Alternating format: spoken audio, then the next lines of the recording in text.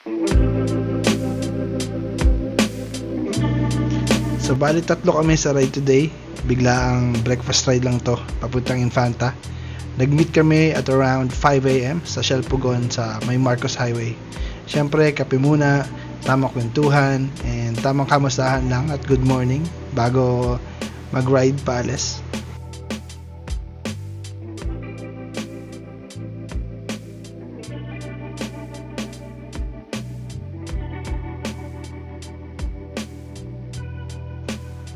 So ayun no, expected na nga, naiwan po tayo.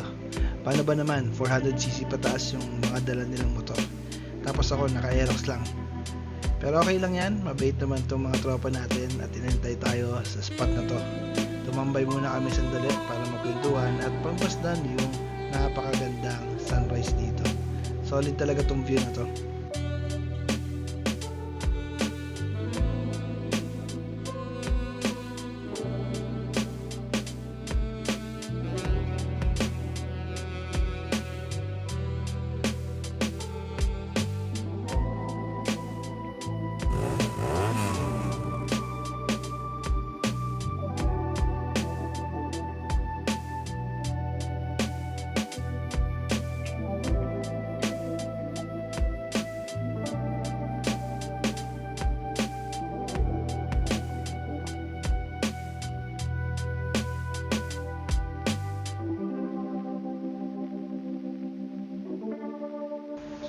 Smooth na sana yung biyahe pero bago pa man kami makarating doon sa kakainan namin, inabot na nga po kami ng ulan.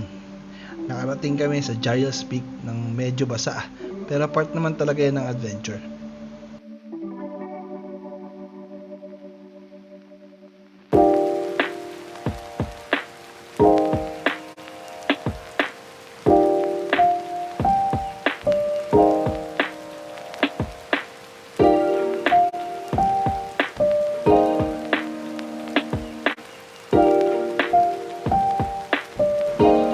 Sulit naman yung lamig at ulan pagdating sa pagkain. Masarap tong breakfast, tapos sinabayan pa ng masayang kwentuhan. Simpleng lugar lang talaga pero napaka-scenic nitong Giles Peak. Kaya paborito to ng mga riders na umaakyat dito eh.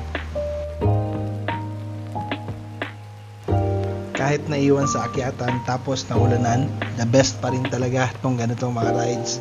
Iba yung nagagawa ng kape, magandang view, masarap na breakfast, tahimik na kalsada at kasama yung mga totoo mong kaibigan.